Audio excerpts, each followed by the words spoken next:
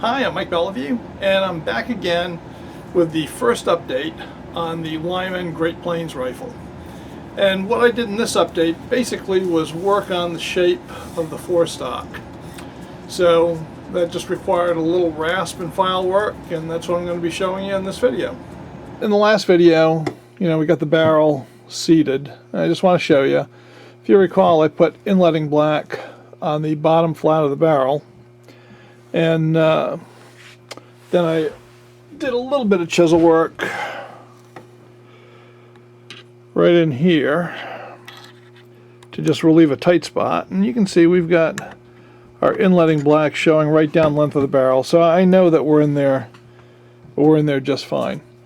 So I'm not going to worry about that anymore. What I want to do now is fit the rest of these metal pieces into the stock. I mean, they're all inletted well, but you can see the wood is quite high here.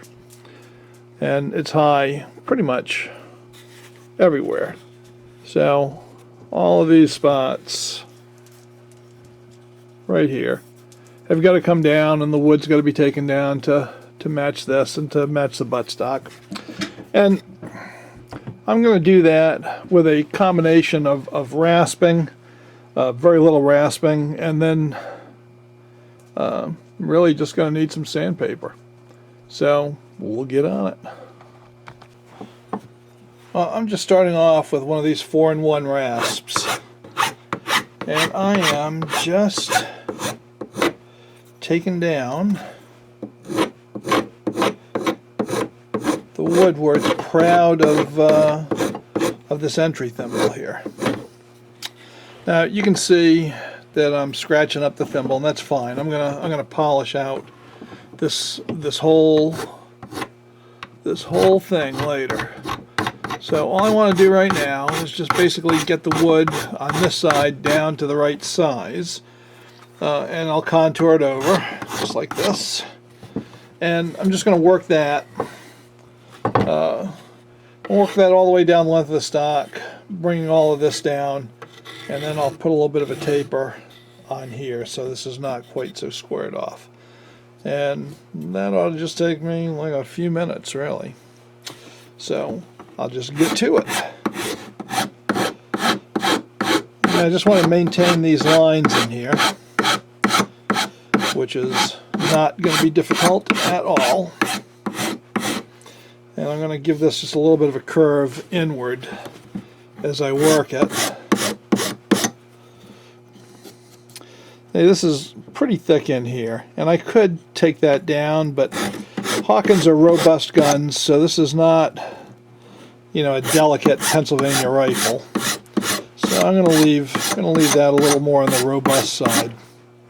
So anyway, I'll just work this down, and then I can get on with the sandpaper. Okay, so where we got to do a little bit of a different job is right here, because obviously that has got to be a bit more concave. So for that, I'm using a little push gouge, and I'm just taking off the extra wood here. Don't want to take off too much. We just want to give that a nice shape. Right, we don't want it to be all slabby. Okay. Alright, and I think that'll be fine. And now I can go back to rasping down here, and we'll be good. Alright, so this is not taking too long, and the right side of the forestock is taking on the contours that I'm looking for. So now we've got to take down those high spots on the left side, right, and shape it up the same way, and then we'll be done with the front. Well, the forestock has been rough shaped to my satisfaction, so you can see how shiny these parts are getting, because that means I rasped the wood right down to the level of the stock. So you can see we've got no more overhangs anywhere. So what I'm going to do now is go over it with some 80 grit sandpaper and get out the tool marks from the rasp. And that's as far as I'm going to take the front end today.